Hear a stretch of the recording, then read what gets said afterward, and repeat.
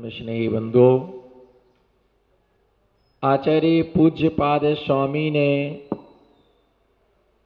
योग धारण करने के विषय में बतलाया था कि भव्य जीव, पुण्यशाली जीव कैसे इस महान फल के लिए प्राप्त करता है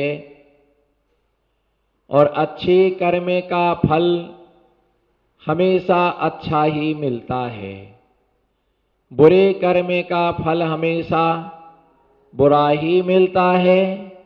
जो जैसा करता उसके लिए वैसे ही फल का भुगतान उसे करना पड़ता है।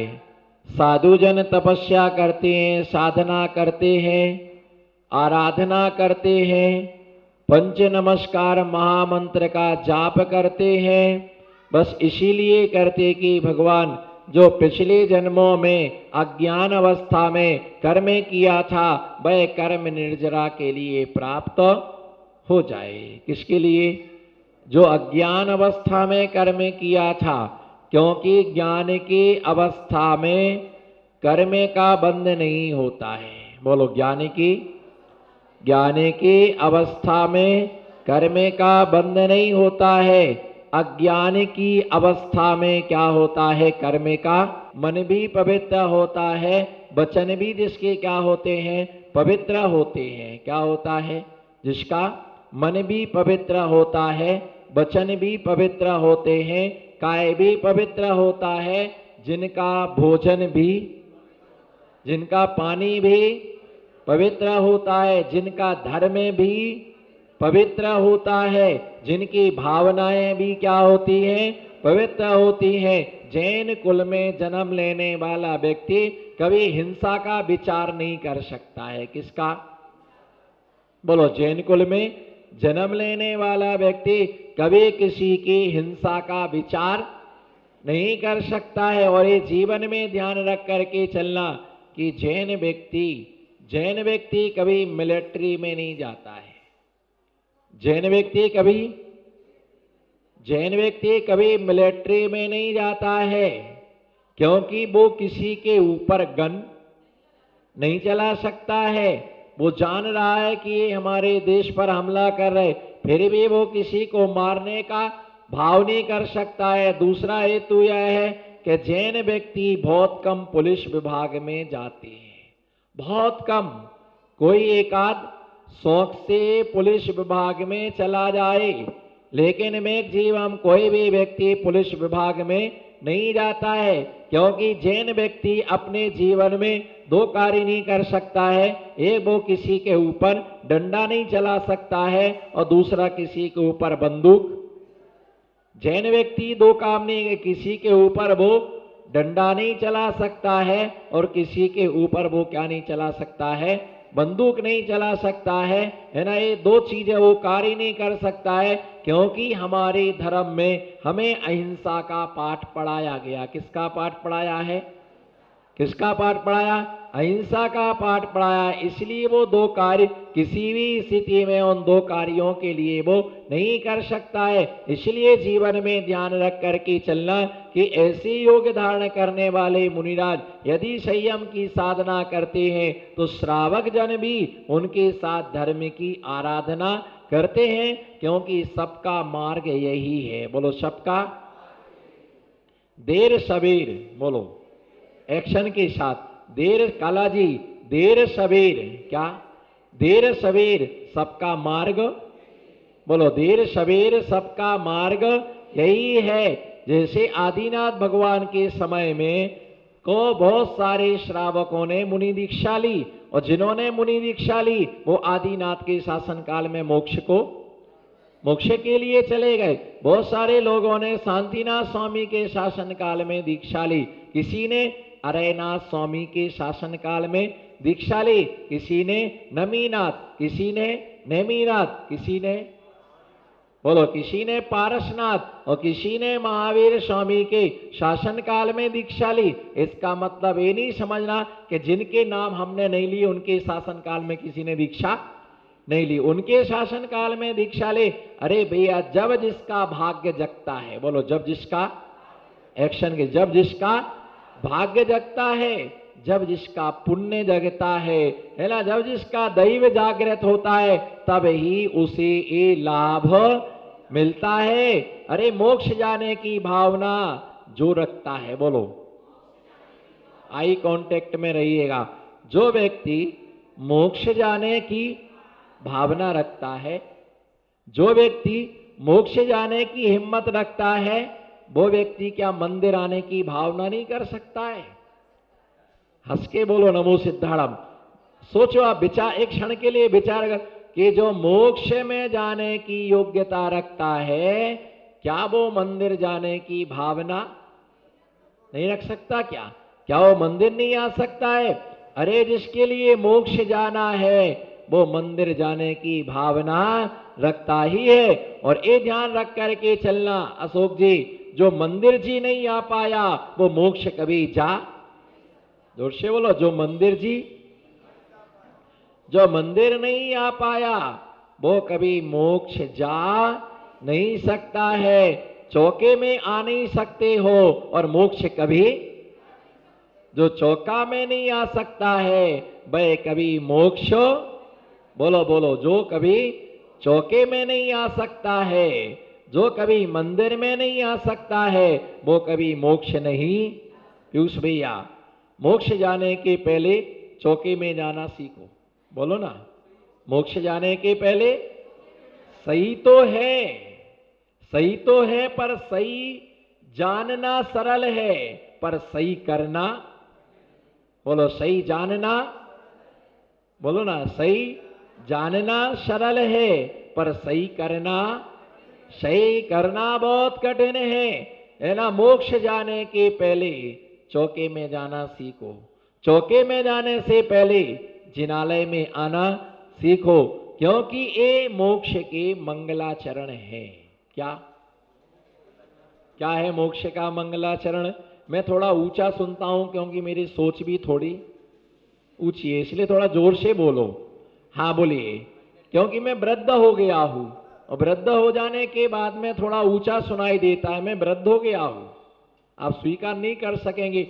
हमारा सत्य अलग है, वो तुम्हारा सत्य अलग है। मैं बूढ़ा हो गया हूं, क्योंकि तुम ये मत समझना कि शरीर से बूढ़े हो गए, मेरा कथन असत्य नहीं है भैया। संयम का पालन करते करते हम वृद्ध हो गए ना। संयम वृद्ध, जिनके 25 साल वर्ष संयम के पूरे हो जाते हैं वो संयम वृद्ध कहलाते हैं। कौन सी वृद्ध?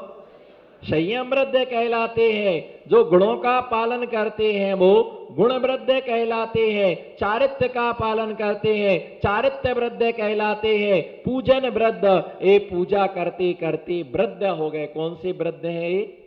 ये पूजा वृद्ध है। ज्ञान वृद्ध है, जो ज्ञान में वृद्ध है, वर्षों से जिनके लिए मतिशुद्ध अवधि माना, मतिशुद्ध ज्ञान है, शास्त्रों का ज्ञान है, प्रवचन वृद्ध है, दान वृद्ध है। शरीर से ही वृद्धपना मत लगाना। शरीर के बूढ़े तो जवान होकर के भी बूढ़े हैं। बोलो जवान होकर के भी, अरे बोलो ना, जवान होकर के भी बूढ़े हैं। और कोई बूढ़ा होकर के भी, कोई जवान होकर के भी बूढ़ा है, कोई जवान होकर के भी बूढ़ा है, और कोई बूढ़ा होकर के भी, बाहुबली जी, कोई दोनों हाथ, हाँ अब बोलिएगा, कोई बूढ़ा होकर के भी और कोई जवान होकर के भी बूढ़ा है। जिनसे चला नहीं जाए, बैठा नहीं जाए, काम ना किया जाए, वो जवान होकर के भी बूढ़ा है, और एक बूढ़ा होकर के भी अभी भी हिम्मत है, अभी भी धर्म करते हैं। तो साधु के लिए आप कभी किसी साधु से पूछो क्या आप वृद्ध हो? बोलता नहीं हूं वृद्ध, मेरी पर्याय वृद्ध हुई है। द्रव्य कभी वृद्ध होता? कौन वृद्ध हुआ है? जो पर्याय है। और वृद्धता के लक्षण का मतलब शरीर में झुर्रियां पड़ जाना, बालों का सफेद हो जाना, शरीर काम नहीं करना, ये वृद्ध के लक्षण है। परंतु ध्यान रख करके चलना, धर्म के लिए हमारी सदा नई उमंग रहना चाहिए। धर्म के प्रति हमारी नई उमंग रहना चाहिए। ये पर्याय तो नाश होना ही है, ये पर्याय तो छूटने वाली है, पर्याय स्थायी रहने वाली नहीं है। इसलिए ध्यान रख करके चलना कि मौका मिला, ये अवसर मिला, हमें सोचते हैं कि हम मोक्ष कैसे जा पाएंगे। प्रत्येक आत्मा के अंदर भगवान बनने की, प्रत्येक आत्मा के अंदर परमात्मा बनने की क्षमता है। प्रत्येक आत्मा के अंदर परमात्मा होने की ताकत है। प्रत्येक पत्थर के अंदर मूर्ति बनने की शक्ति है, बशर्ते उसे शिल्पीकार मिल जाए और वो तराश ले, तो वो क्या बन जाता है? वो क्या बन जाता है? वह भगवान बन जाता है। शिल्पीकार यदि पत्थर को तराश दे तो पत्थर भी पूज्य बन जाता है। बस इसी प्रकार से ध्यान रख करके चलना कि जो श्रावक, क्या, जो श्रावक मुनियों के द्वारा तरासे जाते हैं, वे भी क्या बन जाते हैं? भगवान बन जाते हैं, वे भी परमात्मा बन जाते हैं। उनके अंदर भी ऐसी शक्ति का संचरण होता है। हमारे अंदर सब कुछ करने की शक्ति है, लेकिन मोह, माया, राग, देश, कषाय के कारण से हम अपने स्वभाव को क्या है? भूले हुए हैं। किसको भूले हुए हैं? किसके लिए भूले हुए हैं? हम अपना जो ज्ञान दर्शनमय स्वभाव है, उस स्वभाव को हम किसके कारण से? राग, देश और मोह, माया। ये राग, देश, मोह, माया के आज के नहीं, अनादि काल के संस्कार है। क्रोध का संस्कार कब से है? सबको बोलना है, मौन नहीं बैठना है। तमें बोलबानो छे, खामोश बेसबानो नहीं बोलेगा। कषाय के संस्कार कब से हैं? मैं जैसे जोर से बोला, बल से बोला, वैसा बल आपको भी लगाना है। अभी से कमजोर नहीं पड़ना है। अभी तो ये अंगड़ाई है, आगे और नहीं, लड़ाई नहीं है। कौन बोला लड़ाई है? आगे लड़ाई नहीं है, अभी तो ये अंगड़ाई है। नमो सिद्धाड़म। अभी तो ये अंगड़ाई है, आगे सबकी भलाई है। अभी तो ये, बोलो ना, अभी तो ये अंगड़ाई है और आगे सबकी। क्रोध अनादि काल का संस्कार है। क्रोध क्या है? क्रोध अनादि काल का संस्कार है। मान अनादि काल का संस्कार है। माया अनादि काल का संस्कार है। लोभ। अच्छा, मैं आपसे एक हल्का फुल्का नन्ना दुबला कुंचुम कुंचुम छोटा सा प्रश्न पूछ रहा और मुझे 100% बिलीव है कि आप राइट उत्तर देंगे, राइट आंसर आप देंगे। 100% हमें बिलीव है कि आप राइट आंसर देंगे। आपको गाली आती कि नहीं? बोलो, आपको गाली देना आती कि नहीं आती? मैं ये नहीं कह रहा कि आप गाली देते कि नहीं देते, ये विषय बाद का सब्जेक्ट है। मैं आपसे पूछ रहा, आपको गाली देना आती कि नहीं आती? सीधे सीधे स्वीकार कर लो, घुमाने फिराने का कोई काम मत करना है। आती है। देखिए, आपको लड़ना भी आता होगा, गाली देना आता है, उसको दोनों अनुलोम विलोम करना है। जिसे गाली देना आता है उसे लड़ना भी आता है, जिसे लड़ना आता है उसे गाली देना भी आता है, जिसे लड़ना और गाली देना आता है उसे मारना भी। ऐसा कोई व्यक्ति नहीं है जिसे गाली नहीं आती हो। जिसे, ये विषय अलग है कि वो देते हैं कि नहीं देते, वो उनका विषय है। मुझे भी गालियां आती है, ये अनादि के, बोलो, ये अनादि के संस्कार है। सबको हाँ, जो जो हमारे लिए आता है अभी, वो आपको नहीं आता है, पर जो जो आपको आता है वो सब हमको आता है, क्योंकि हम गृहस्थी से ही निकले।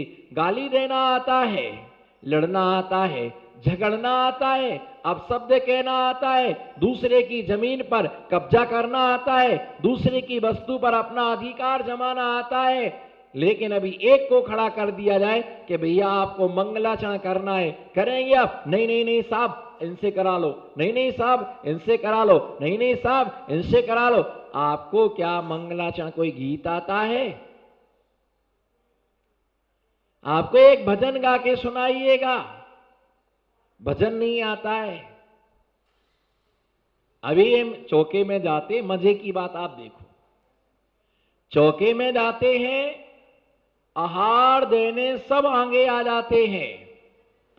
अब समस्या क्या बनती है कि जब पात प्रक्षालन हो जाता, पूजा का नंबर आता ना, तो आदमी हाथ धोने के बहाने से पीछे खिसक जाता है। वो हाथ धोने जाएगा ना तो ऐसे ऐसे हाथ धोता रहेगा, धोता रहेगा, धोता रहेगा, जैसे किसी के ब्याह में जाना हो। ऐसे सैनिटाइजर करता है। अब वो हाथ नहीं धोना है, कोई हमसे ये ना कह दे कि पूजा करने बैठ जाओ, और पूजा आती नहीं है, पूजा आती नहीं है। किसी को तो बैठ जाओ बैठ जाओ बैठ जाओ, तो किसी लेडीज को बुलाता, आंटी आप आ जाओ, आंटी आप आ जाओ। एक भी अंकल को पूजा नहीं आती है। ये तो अपवाद मार्ग है, ये राजमार्ग नहीं है, ये अपवाद मार्ग है। जो क्रिया आती नहीं है उसमें आदमी क्या करता है? बोलो, जो आता नहीं है उसमें पीछे खिसकना चालू कर देता है। और जैसे ही पूजा आ जाए, हो जाए ना, तो सबसे पहले जग लेके क्या हो जाएगा? सबसे पहले वो जग लेकर के, जग पकड़ के खड़ा हो जाएगा कि हमको देना, हमको। यदि देखा जाए, सच में यदि देखा जाए, सच में यदि देखा जाए, तो अच्छी तरह से अष्ट द्रव्यों के नाम भी, क्यों सत्यम भैया, अच्छी तरह से अष्ट द्रव्य के नाम भी नहीं आएंगे। अष्ट द्रव्यों के अच्छी तरह से नाम, अच्छी तरह से अष्ट द्रव्यों के नाम भी नहीं आएंगे कि अष्ट द्रव्य के नाम क्या है, सात तत्व क्या है ना, छह द्रव्य क्या है, पांच अस्थिकाय क्या है, नौ पदार्थ क्या है, ये कुछ भी आपके लिए नहीं आएगा। संसार के कार्यों में आप सब हीरो हैं। बोलो बोलो काला जी, संसार के कार्य में, इधर देखो हमारी तरफ, आने वाले को नहीं देखना, जाने वाले को नहीं देखना, आने वाला, बोलो ना, आने वाला आएगा, जाने वाला जाएगा। सिर्फ यहां पर आप बिल्कुल डायरेक्टर को देखना है। किसको देखना है? किसको देखना है? कंडक्टर कलेक्टर को नहीं देखना है, डायरेक्टर को देखना है। और कौन से डायरेक्टर को देखना है? कैरेक्टर के डायरेक्टर को। किसको? कैरेक्टर के डायरेक्टर के लिए जो चारित्र्य का निर्माण करने वाला है, उस पर दृष्टि लगा के रखो। रागी को देखोगे राग ही बढ़ेगा, और बैरागी को देखोगे तो, मैं आपके लिए बता रहा था, मैं आपके लिए बता रहा था कि संसार के कार्यों में आप सब हीरो हैं।